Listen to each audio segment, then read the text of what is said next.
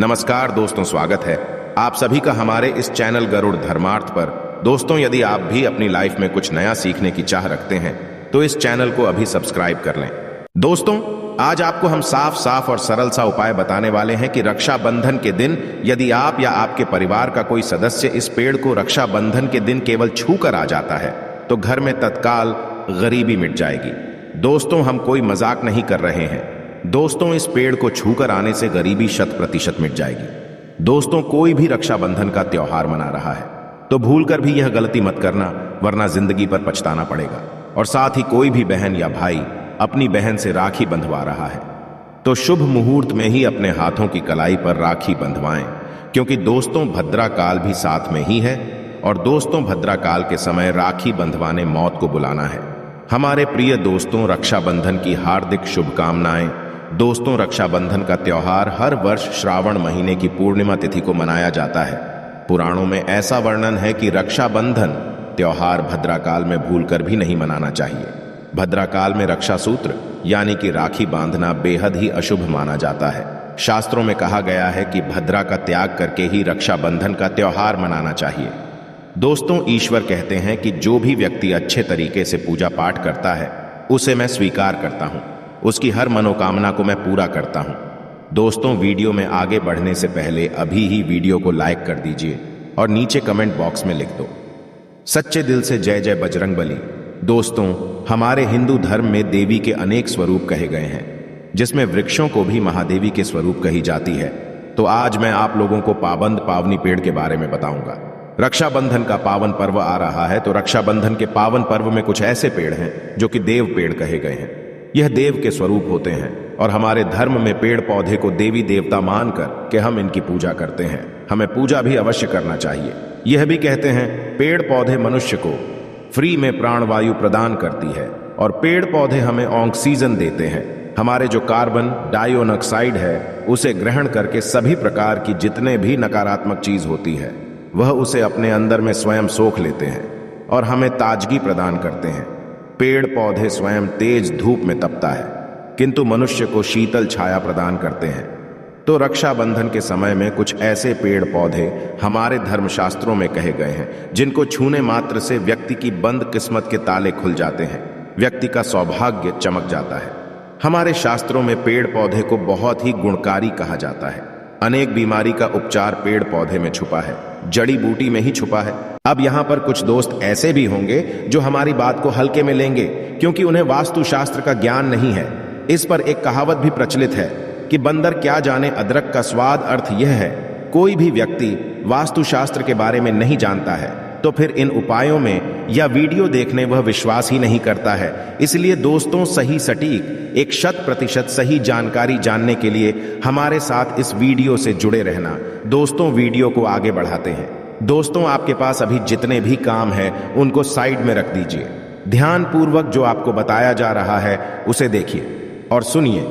दोस्तों, भगवान श्री कृष्ण ने गीता में कहा है कि वृक्षों में जो में पीपल का पेड़, पीपल के वृक्षों को वृक्षों का राजा कहा जाता है, क्योंकि पीपल पेड़ की जो आयु होती सबसे ज्यादा होती, सबसे अधिक होती है।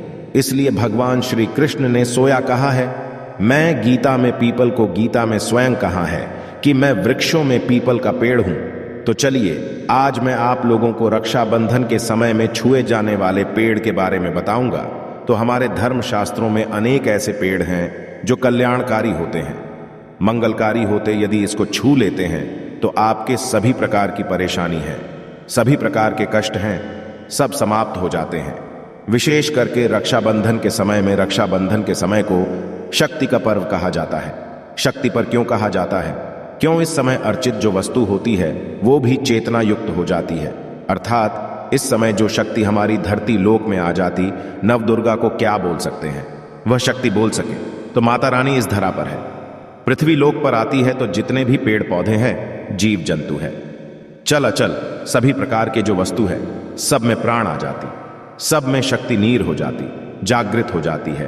तो इस समय कोई भी पेड़ पौधे को जाकर के, विशेष करके देवी स्वरूप कह गए हैं कि जो पेड़ पौधे होते जाकर के आपको, आप इसे छू करके आते हैं तो आप ही के जीवन के परेशानी है, दुख है, तकलीफ है, कष्ट है, रोग है, बीमारी है, कला है, क्लेश जीवन में बहुत बड़ी समस्या है, सब समस्या समाप्त हो जाती है। आज मैं आप लोगों को 3 पौधों के बारे में बताऊंगा और ये तीनों पौधा दे पेड़ कहे जाते हैं।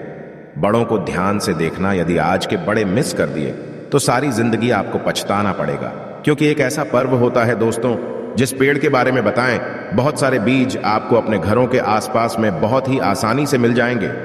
दोस्तों, एक विशेष बात सभी दर्शकों को बताना चाहूंगा। रक्षाबंधन के समय में जितना ज्यादा हो सके देवी की पूजा अवश्य करना। दोस्तों, देवी में कई प्रकार के विचार आते हैं। चलिए मैं आपको बताना चाहूंगा कौन से वृक्षों को छूने से हमारी गरीबी मिटती है। पहले जो पेड़ बेल के बीच, हम जो बेल के पेड़ हैं, ये पेड़ माता पार्वती के पसीने से उत्पन्न हुआ है। स्कंद पुराण के अनुसार जो माता पार्वती हैं, यह देवी स्वरूप कहे गए हैं, अर्थात ये नव दुर्गा के स्वरूप कहे गए हैं। स्कंद पुराण की कथा में कहा गया है, जो बेल के पीछे माता पार्वती के पसीने से उत्पन्न हुआ है, इसके डाली में पार्वती, जग में ब्रह्मा, तने में विष्णु एवं समस्त जो हिस्सा है उसमें भगवान शंकर जी बसते हैं। संध्या काल में शिव मंदिर के समीप या नवदुर्गा मंदिर के समीप जो बेल के पेड़ हैं, इसके नीचे में घी का दीपक जलाने से व्यक्ति धनवान, गुणवान एवं पराक्रमी बनता है। व्यक्ति की सभी प्रकार के मनोरथ की पूर्ति होती है। हमारे धर्मशास्त्र यह भी कहते हैं, रक्षाबंधन के समय में यदि कोई भी व्यक्ति, जहां रक्षाबंधन के समय में यदि कोई भी व्यक्ति बेल के पेड़ को माता नवदुर्गा का ध्यान करते वक्त 7 बार छू करके आ जाते हैं, तो ऐसे व्यक्ति की तत्काल यदि उपवास व्रत रखें, ध्यान से सुने, जो लोग उपवास व्रत रखें, ऐसे व्यक्ति की थकान, सुस्ती तत्काल चली जाती है। ध्यान से सुने, जो व्यक्ति उपवास रखते हैं, व्रत रखें, ऐसे व्यक्ति को रक्षाबंधन के समय में जितना ज्यादा हो सके संध्या काल में बेल के पेड़ को अवश्य छूना चाहिए। केवल आप ज्यादा नहीं छू सकते तो 7 बार छू करके अवश्य आ जाना और बेल पेड़ के नीचे में घी का दीपक अवश्य जला देना। घी का दीपक जलाते हैं, उसके क्या फायदा मिलता है ये भी इस वीडियो में बताऊंगा। मैं जानकारी 20 बेड में विस्तार से बताओ, इसलिए आप बड़े बड़े बन सकते 15 मिनट के बड़े बन जाए, किंतु अपना पूरा समय अवश्य देना, क्योंकि जब हम उपवास व्रत रखते हैं तो हमारे शरीर में काफी थकान आ जाती है, हमारे शरीर में ऊर्जा की कमी होने लगती है। हालांकि हमें आध्यात्मिक ऊर्जा प्राप्त होती है, किंतु हमारे शरीर में ऊर्जा की कमी होने लगती है। भोजन ना करने के कारण हमारे शरीर में ऊर्जा की कमी होती है, और इस ऊर्जा को बरकरार रखने के लिए, इस ऊर्जा को प्राप्त कर लिए हमें बेल पेड़ को अवश्य छूना चाहिए। अनेक संत महात्माओं ने बेल पेड़ के पत्ते को खाकर के तपस्या की है एवं कई प्रकार की सिद्धियां हासिल की है। धर्मशास्त्र कहते हैं, यदि रक्षाबंधन के समय केले के पत्ते खाया जाए तो जो व्यक्ति लंबे समय से जो मंत्र का जाप कर ही प्राप्त नहीं हो पाने, या फिर कुछ पैसे सिद्धि को प्राप्त करें, जो सिद्धि आपको काफी लंबे समय से प्राप्त है, बेल के पत्ते खाने से सिद्धि जल्दी प्राप्त होती। इसके नीचे घी का दीपक जलाने से हमें सिद्धि की प्राप्ति होती है। कई सिद्धि का मतलब होता है कार्यों में सफलता। तो जो लंबे समय से आपके कारण नहीं हो पाए, उस कारण में रक्षाबंधन के समय में जितने भी दिन हो सके, आप जो है जब भी आपको समय मिले तो शाम के समय में घी का दीपक अवश्य जलाए देना। और यदि कोई भी व्यक्ति रक्षाबंधन के समय, ध्यान से सुने, यदि कोई भी व्यक्ति रक्षाबंधन के समय में यदि बैंक बीच में दूध चढ़ाते हैं तो सभी प्रकार के व्याधि दूर होते हैं। सिंदूर युक्त गंगा जल चढ़ाते हैं तो व्यक्ति की गरीबी मिटते हैं। यदि तेल चढ़ाते हैं बेल पेड़ की जड़ में तो सौभाग्य की प्राप्ति होती है। और यदि बेल पेड़ के तीनों पत्तों में धन स्त्री देवी कही गई है, जैसे कि महाकाली, महालक्ष्मी, महासरस्वती, तो यदि बेल के जो 3 पत्ते हैं, महालक्ष्मी, महाकाली, महासरस्वती के स्वरूप कहे गए हैं, तो बेल के यदि तीनों पत्तों में कि दूसरे पट्टी में हारी और तीसरे पत्ते में, किंतु इस प्रकार बेल के तीनों पत्ते में एंड ग्रीन क्लीन लिख करके यदि मां दुर्गा को सिंदूर से लिख करके चढ़ाना होता, सिंदूर से लिख करके चढ़ाया जाए तो तत्काल उसी समय का कामना की पूर्ति होती, कार्य में सफलता मिलती। कोई लंबे समय से आपकी मनोकामना जो आप चाहते हैं वो मनोकामना पूर्ण हो जाए, तो ये उपाय अवश्य करिएगा। इसकी जग में ध्यान से सुने, रक्षाबंधन के समय इसकी जग में यदि तांबे की कोई भी रंग होते हैं, जिसे हम एक प्रकार के ताबीज जो धातु है मंगल से जुड़ी हुई होती है, तो यदि बंधन के समय में इसकी जग में तांबे की जो दिन होते अंगूठी होते हैं, यदि आप 4 अंगुल खान करके दबाकर क्या चाहते हैं, रक्षाबंधन पर इसे दबे रहने देना। इसके बाद यदि आप पहन लेते हैं तो जागृत हो जाते हैं, क्योंकि जो बेल के बीज हैं स्वयं जागृत के रक्षाबंधन के समय जो और हो, जो ऊर्जा होती अत्यधिक बढ़ जाती। फिर यदि आप इस प्रकार की अंगूठी को पहनते तो कभी भी आपको रक्त संबंधी समस्या नहीं आती, शनि का दोष नहीं सताता, राहु की पीड़ा नहीं सताता, और नवदुर्गा की कृपा से सदा आप सुरक्षित रहते। ऐसे व्यक्ति की कभी भी अकाल मृत्यु नहीं होती।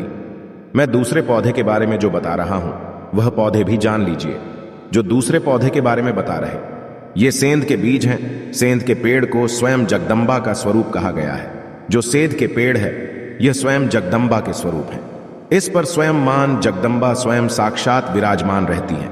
और कोई भी व्यक्ति यदि संध्या काल में रक्षाबंधन के समय में इसके नीचे में धूप दीप जलाता है, धुएं दिखाता है, तो उनके सभी प्रकार की परेशानी होते हैं।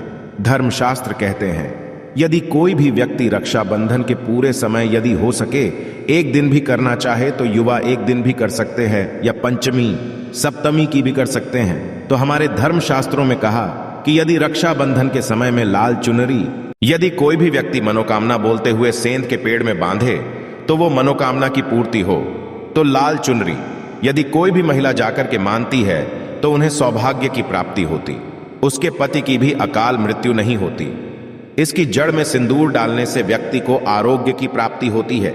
जो लोग लंबे समय से बीमार पड़े हैं, ऐसे व्यक्ति के जो घर में रहने वाले सदस्य हैं, वो लोग जो बीमार पड़े उनके 7 बार सिंदूर उतारा करके उनके सिर से 7 बार सिंदूर उतारा करके सेंध की जड़ में डाल सकते हैं तो उनके रोग जल्दी ठीक हो जाएंगे। जो लोग लंबे समय से बीमार पड़े हैं या फिर बीमार से बचना चाहते, निरोग रहना चाहते हैं, तो इसकी जद में सिंदूर अवश्य डालें। मनोकामना पूर्ति करने के लिए मैं मंत्र बता, इस मंत्र को बोलते समय के वृक्षों को छूना है। इस मंत्र को बोलते हुए सभी के पेड़ को छूना तत्काल। रक्षाबंधन के समय इसके रिजल्ट देखना। जैसे रक्षाबंधन समाप्त होगा आपकी जो मनोकामना की पूर्ति हो जाएंगे, आपकी जो दरिद्रता है वह दरिद्रता समाप्त हो जाएंगे। तो मंत्र कौन से हैं? तो बोलना है दारिद्र्य दहन स्तोत्रम। यह आपको मंत्र बोलते हुए सभी के बीज को छूने सभी प्रकार के आपके मनोरथ की पूर्ति होगा। आपकी जो दरिद्रता है, दरिद्रता समाप्त हो जाएंगी, छू मंत्र हो जाएंगी। आपको छूते हुए बोलना है। दोस्तों, रक्षाबंधन के समय में मौली धागे भी सभी के पेड़ पर बांध सकते हैं। मौली धागा बांधते हैं। मौली धागा बांधने से माता रानी आपसे बंध जाती है। कहने का मतलब है कि माता रानी आजीवन आपको शांति देती, आपकी हर कदम में मार्गदर्शन करती हैं। इसकी जड़ का मिट्टी ला करके ध्यान से सुनिए। रक्षाबंधन के समय में यदि आप नवदुर्गा के उपवास नहीं कर पा रहे, व्रत नहीं कर पाए किसी कारणवश, तो केवल इसकी जड़ की मिट्टी ला करके रक्षाबंधन के समय में स्नान करने से व्यक्ति के भाग्य उदय हो जाते हैं, व्यक्ति के भाग्य चमक जाते हैं, व्यक्ति की जो किस्मत होती है वो भी चमक जाता है। तो लोग बोलते हैं गुरुजी हमसे लक्ष्मी नाराज हो चुके, लक्ष्मी हमारे घर में आना ही बंद कर चुके। तो आप चाहते हैं कि लक्ष्मी की कृपा प्राप्त हो जाए तो नित्य नवरात्रि के समय इनके मिट्टी को लाकर की नवरात्रि के समय में स्नान करना शुरू कर दीजिए। नहाने वाले पानी में डाल के स्नान करना शुरू कर दीजिए। आपके सभी से दोष दूर हो जाएंगे। आपके शरीर से किसी भी प्रकार की पीड़ा है, नकारात्मकता शक्ति आपके शरीर में प्रवेश कर गए हैं, वो भी समाप्त हो जाएंगे। तीसरे क्रम में मैं जिस पेड़ के बारे में बताऊंगा मित्रों, इस पेड़ को देव पेड़ भी कहे जाते हैं। जो तीसरे बीज है वो है पारिजात का वृक्ष। पारिजात का पेड़ समुद्र मंथन से उत्पन्न हुआ था और यह देवराज इंद्र के नंदन वन में स्थापित किया गया था। पारिजात पेड़ भगवान कृष्ण ने मानव जन कल्याण के लिए धरती लोक पर लाए थे। जो पारिजात का पेड़ है, आशा है कि आज की इस प्रस्तुति में बताई गई जानकारी आपको अच्छे से समझ आ गई होगी। वीडियो अच्छा लगा हो तो एक लाइक अवश्य कर दें। धन्यवाद वीडियो के अंत तक बने रहने के लिए।